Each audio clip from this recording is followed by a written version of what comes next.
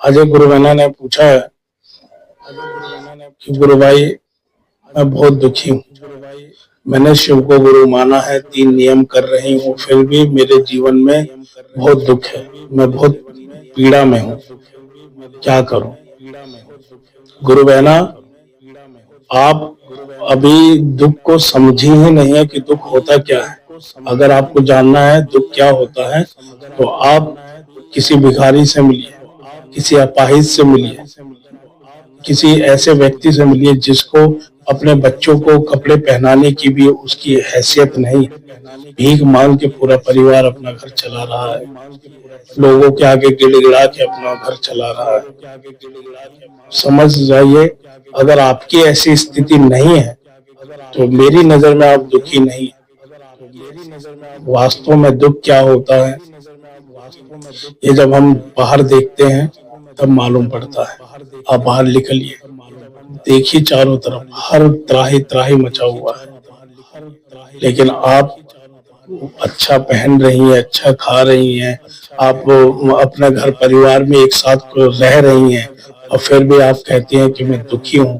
तो ये दुख जब तक खत्म नहीं होगा जब तक आप संतोषी नहीं हो, आपके अंदर संतोष नहीं आएगा।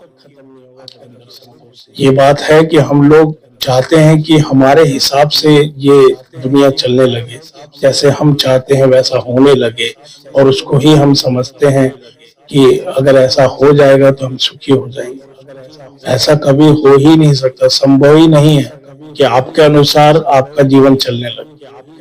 प्रारब्ध में जो भी हमने कर्म करे उसके अनुसार हमको ये जन्म मिला, ये, और प्रारब्ध में जो जो हमने कर्म किए होंगे उसकी जो जो सजा होगी वो इस जन्म में हमको भोगना ही पड़ेगा।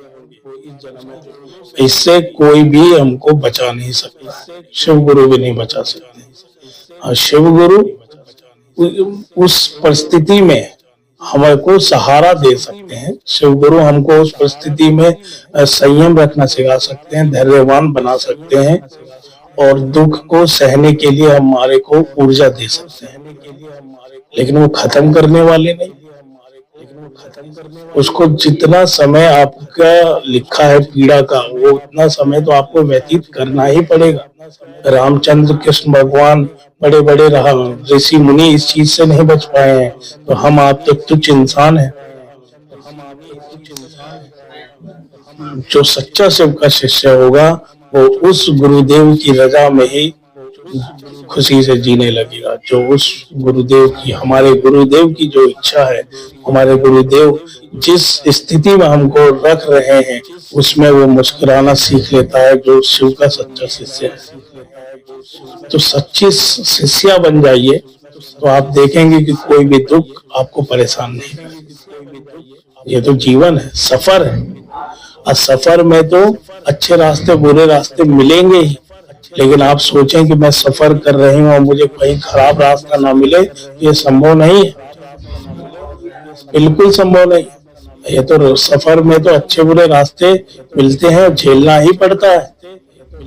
जिसके जो धैर्यवान होता है, जो साहसी होता है, वो शिकायत नहीं करता, और जो शिकायत कर रहा है तो वो धैर्यवान नहीं है, साहसी नहीं है, वो सच्चा अपने इष्ट का साधक नहीं है।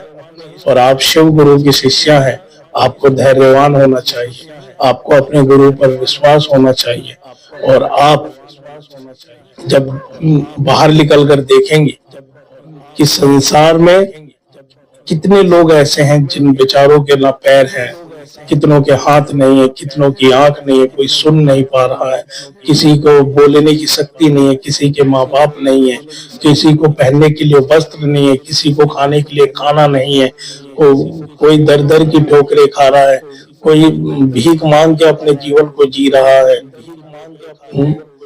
तो आप समझ लीजिए, अगर आपकी ऐसी स्थिति नहीं है तो आप बहुत सुखी हैं, बहुत बहुत उस मालिक की आपके ऊपर कृपा है कि आपकी ऐसी स्थिति उस मालिक ने नहीं बनाई है। तो आपको इस बात के लिए अपने गुरु को धन्यवाद देना चाहिए कि कम से कम तुम मेरे ऊपर इतनी कृपा करे हो कि मैं आज भीख मांग के नहीं खा रही, मेरे हाथ पैर सलामत है, मुझे आपने बीमारी से बचा के रखा है, मेरे को घर परिवार दे रखा है, संसार दे रखा है मेरे को। इसके लिए आपको उस मालिक को धन्यवाद देना चाहिए। एक छोटी सी बात है, एक बार एक साधु कहीं से गुजर रहे थे, तो एक बहुत संपन्न व्यक्ति, धनी व्यक्ति ने कहा कि हे महात्मा, आप तो उस ईश्वर से बात करते हैं ना, तो आप उनको बोलिएगा कि अब मुझे नहीं चाहिए कुछ भी, जितना दिया है काफी है, मैं संभाल नहीं पा रहा हूँ, अब मुझे नहीं चाहिए, आप बोलिए कि अब मुझे कुछ मत। तो बोले ठीक है, मैं बोल दूं। फिर थोड़ा आगे गए तो एक बहुत ही दरिद्र व्यक्ति मिला और वो बोला कि हे महात्मा, आप तो उस मालिक से बात करते हैं ना, थोड़ी मेरे दिल की बात भी उस मालिक तक पहुंचा दीजिए, वो कुछ देता क्यों नहीं है, मेरी स्थिति इतनी खराब क्यों है, मैं किसी दिन भोजन मिलता है, किसी दिन नहीं मिलता है, किसी दिन वस्त्र पहन पाता हूँ, किसी दिन नहीं पहन पाता हूँ, तो ऐसी स्थिति मेरी क्यों है। तो बोले ठीक है, मैं बात करूंगा। जब महात्मा जी आए कुछ समय बाद, तो अमीर आदमी ने पूछा कि महात्मा जी, आपने मेरी बात करी अपने मालिक से? उन्होंने क्या बोला है? उन्होंने बोला है कि आज से तू धन्यवाद करना बंद कर दे, वो देना बंद कर दे। फिर वो गरीब के पास गए, गरीब ने पूछा क्या बोला उस मालिक ने? उन्होंने बोला आज से तू धन्यवाद करना चालू कर दे, वो देना चालू कर दे। तो गरीब में किस चीज के लिए धन्यवाद?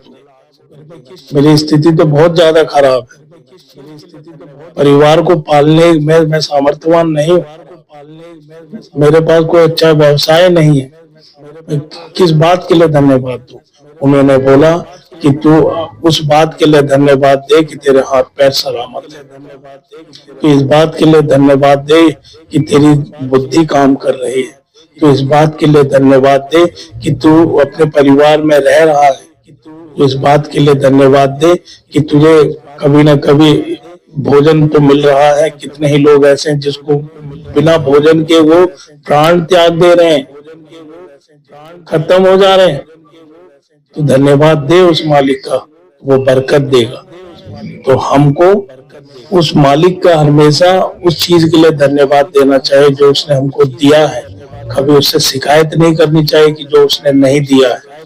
अगर हम सामर्थ्यवान होंगे तो वो भी देगा जो हम चाहते हैं, और उससे बेहतर देगा, हमारे चाहने से बेहतर देगा। तो आप धीरे धीरे अपने महादेव का नियम करते जाइए, महादेव आपको बताएंगे कि क्या सुख होता है, क्या दुख होता है। तब आपको हंसी आएगी कि मैं किस चीज के लिए उनके आगे शिकायत किया करती थी। आपको अफसोस भी होगा कि आपने इतने दिन शिकायतों में बिता दिया। शिकायत नहीं करनी चाहिए अपने मालिक से, वो जिस रजा में रखे, अपनी उसकी रजा में रहना ही एक सच्चे शिष्य का लक्षण है। वो कभी हंसाएगा, कभी रुलाएगा, कभी आपको औकात से ज्यादा दे देगा, कभी आपके साथ तो खेलता है, वो आपकी धैर्य की परीक्षा लेता है, वो आपके संकल्प की परीक्षा लेता है। अगर आप कमजोर हो जाएंगे तो आपसे गुरु आपके छूट जाएंगे। आप कमजोर मत होइए, शिकायत मत कीजिए, उस मालिक को धन्यवाद दीजिए जो आपके पास है। जो नहीं है उसकी शिकायत मत कीजिए, फिर देखिएगा आपकी जिंदगी में कोई शिकायत नहीं रह जाएगी और आप अपने महादेव के प्यारी हो जाएंगे। महादेव आपको प्यार करने लगेंगे और आपकी सब इच्छाएं, आपकी सब इच्छाएं या तो महादेव पूरी कर देंगे या उसको समाप्त कर देंगे। ये मेरे खुद का अनुभव है, ये मेरा अनुभव है, और ये अनुभव ऐसे ही नहीं आया है। ये अनुभव अपने गुरु शिव को स्वीकार करने के बाद, अपने गुरु शिव नियम करने के बाद, ये समझ, ये बुद्धि मेरे महादेव मुझे दे रहे हैं कि अब मुझे शिकायत नहीं करनी। जिस हाल में मेरे महादेव मुझे रखेंगे मैं रह लूंगा, जिस भी परिस्थिति में महादेव मुझे रख लेंगे मैं रहूंगा। तो ऐसी समझ हो जाएगी तो सब दुख खत्म हो जाएगा, सब दर्द खत्म हो जाएगा।